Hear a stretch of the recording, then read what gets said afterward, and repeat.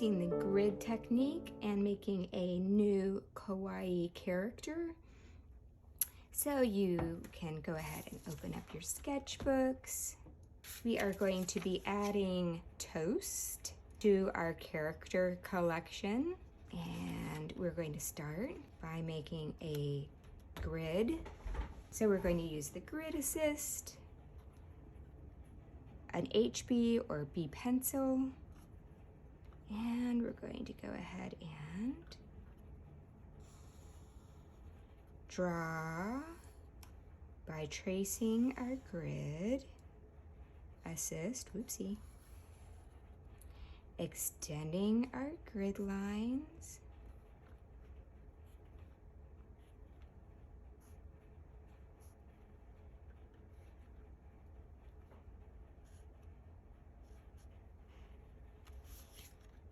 okay.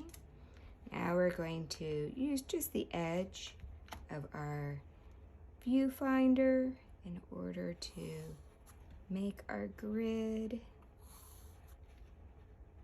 Just using it as a straight edge since we don't have a ruler.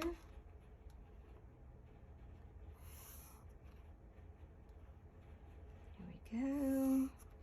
Awesome. So we should have a grid that is just exactly like our viewfinder. We're going to take our funny little Kawaii toast, put it on the paper like so. Take a tiny bit of tape. It'll help hold that toast down. I'm gonna go ahead and zoom in so that you can see it. Okay. We will go ahead and number our grid boxes.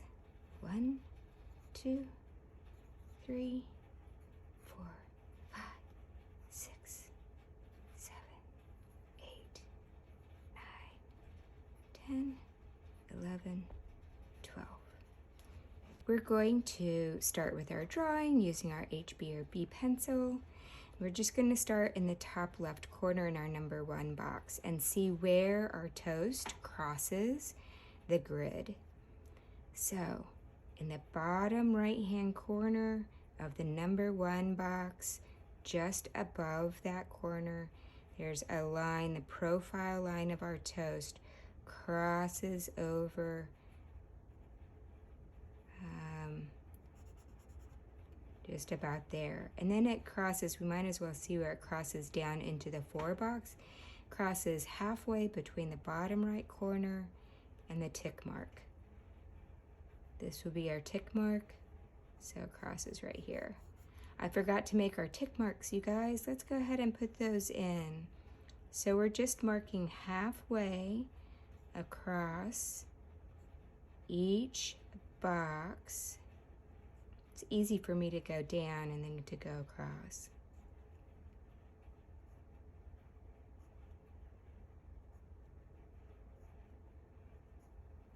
And halfway, dividing each box from corner to corner, halfway. And you can eyeball this, close is close enough. There we go. Now our grids are exactly the same.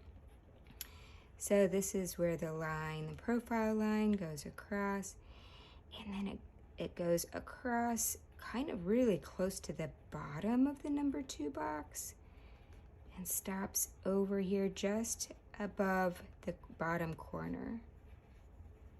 Always helps me to get a little tick mark at the grid line where the line starts and or crosses each of the grids.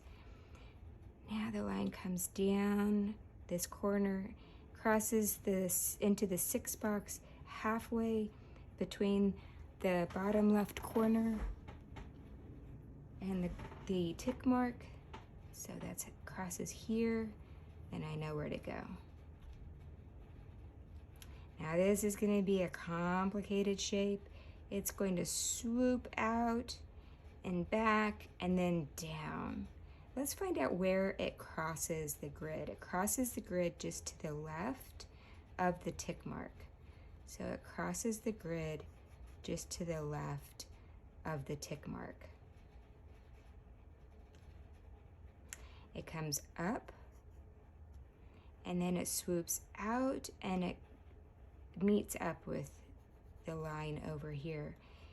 How far does it swoop out? If I can imagine my tick marks extend across, then this is about halfway to the edge. So if I can imagine my tick mark extends, it's about halfway to the edge, about there. That's going to help me get it right where it needs to be. There. That's pretty good.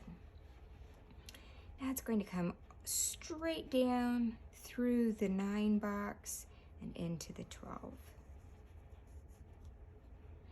Now it curves down here. Let's see, where does it cross that grid? It crosses just a little bit above the tick mark, the halfway tick mark in the 12. So comes, and then I can curve that up. Now where does it connect with this grid? It crosses straight through the 11. And it curves someplace in here. Let's see where the profile line crosses the grid. It crosses from the 10 into the 11, just to the right of my tick mark. I'm going to give myself a little spot there. So now I know it comes across and it curves up. That comes up straight through the 7. And then it does this big curve again. I might give myself a little idea of how far out it comes. Imagine that there's a line that goes right here through the tick marks, so it's halfway between the outside edge of the 4 and the halfway part, if this is the halfway line, and it's between the outer border and my halfway, so it's in here.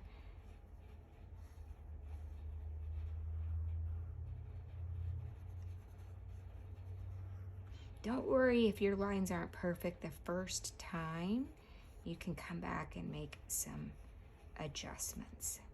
Now there's another line in here that is just following the profile line, and I can see how it relates by how thick it is. Comes up here. I can just go ahead and put that in there. Nice and light, just so that I can erase it if I need to. Go nice and slow, really keep control of those lines. Okay, so that's my crust. This is the white fluffy part of my bread. Let's go ahead and get the eyes in there. Oh, I love this that it's not symmetrical because it's a lot easier. We have one round eye. It's almost oval. It's a little taller than it is wide.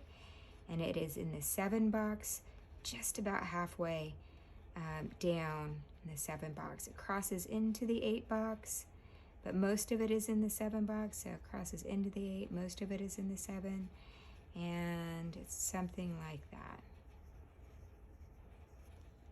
Give myself the little highlight circle. And this looks like a greater than or less than sign. It is straight across over here.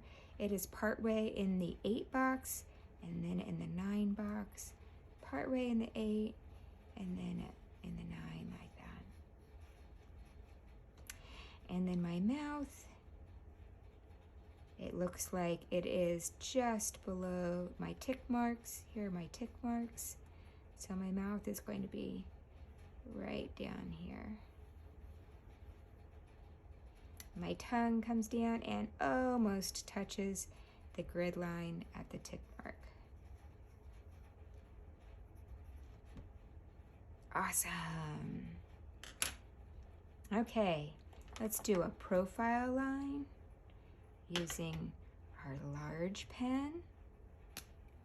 When you're ready, if you feel like you need to make some changes with the pencil, go ahead and do that. You can see how I have multiple lines here with my pencil. I'm going to be erasing all of my pencil lines when I'm finished, but I know that the outer line is the better line, so that's the one that I'm going to trace using my brush pen.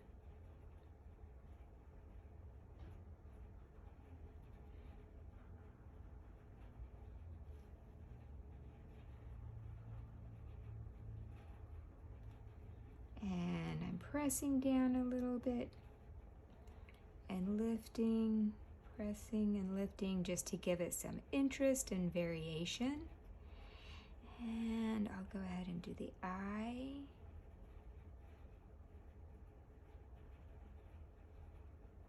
Did I use my medium up here? I'm using my large. I think I used my medium up here. Ruh-roh, oh well. Maybe I'll switch back to my medium just for consistency. Okay, give myself the eye and the mouth and the tongue. And then I am going to use my small pen for the detail, which would, in this case, would be the crust. Ooh, I did not do a very good job of keeping this consistent thickness. Oh well, slow down, Miss Thomas. I find that whenever I find myself doing things like that, it's always because I'm rushing. So really take your time. This line is so much better because I went a lot slower. I'm just going to keep that in mind for next time. I'm not going to worry too much about it this time.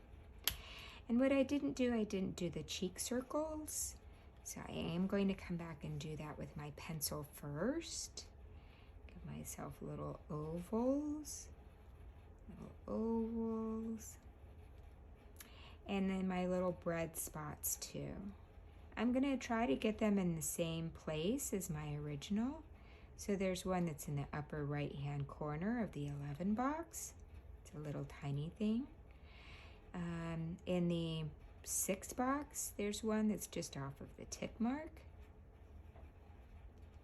In the 5 box, there's a big one that's kind of floating out here in the center top right. A little one that's toward the left.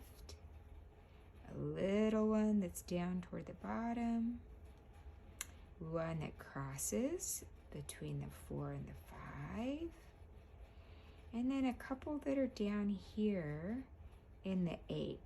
One that's touching the grid and one that's kind of floating over here. And I am going to use my small with not very much pressure.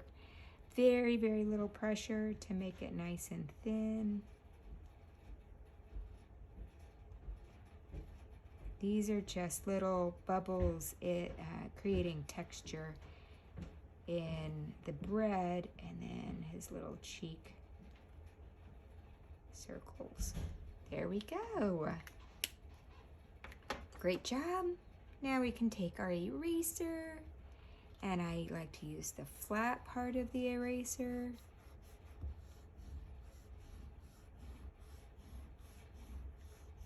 Erasing my grid. Hopefully I drew it really lightly so that it's easy to erase.